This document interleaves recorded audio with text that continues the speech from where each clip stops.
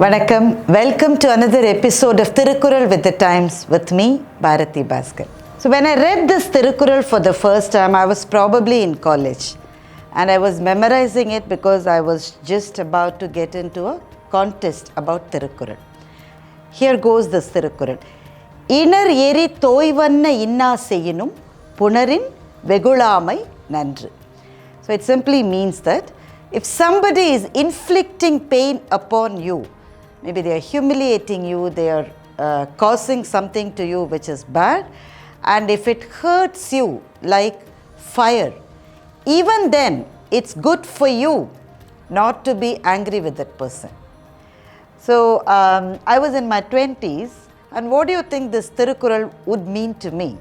Because we are taught to be rebellious at all times, especially when you are in your 20s.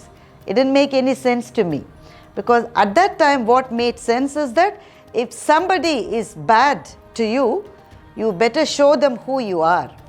So this Thirukkural did not make much sense to me at that point of time.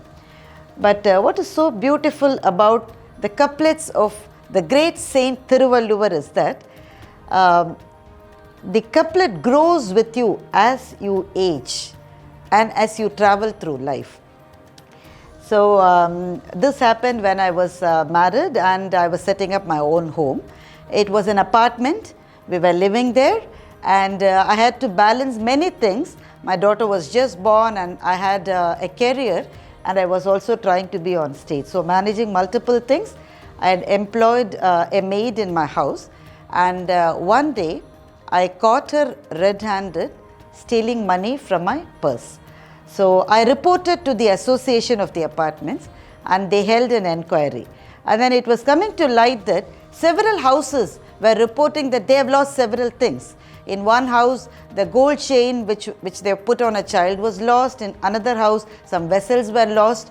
So this girl, who was probably in her 30s, was being questioned. At that time, my aunt, my attai, who was living with me, quite old at that point of time, was taking rest in one of the rooms in the house. This questioning went on and on for about 2 to 3 hours. The debate, of course, was should we report it to the police or not. So I saw my aunt slowly walking out. She was holding a plate with 2 idlis and a cup of coffee. Initially, I thought that she was coming to give it to me, because I was part of this questioning for almost like 2-3 hours now. But she didn't give it to me. She walked past me and gave it to the girl who was being questioned. So I asked my aunt, "What are you doing? We are questioning her and you are feeding her." And my aunt said that it's okay. She has been answering for 3 hours now. Let her eat and then you can continue your questions. I was mad about my aunt.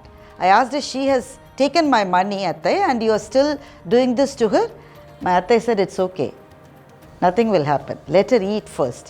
The girl ate, she cried, and by then the temper has really got moderated in that place and people started going back. We decided to let her go. She went off.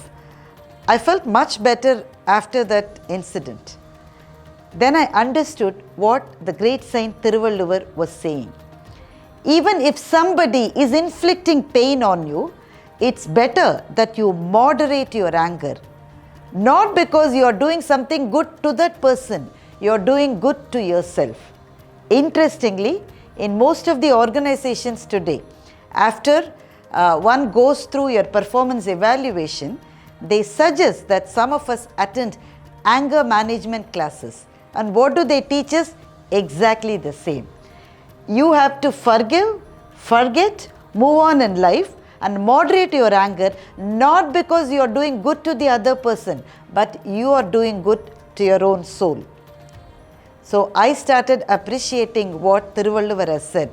It's not that it's good for somebody else, it's good for us. Let it go. It's indeed amazing how human emotions remain the same, even though time flows like a river. Looking forward to sharing more such thoughts about Thirukkural with you in Thirukkural with the Times, every Saturday in the Times of India. Thank you.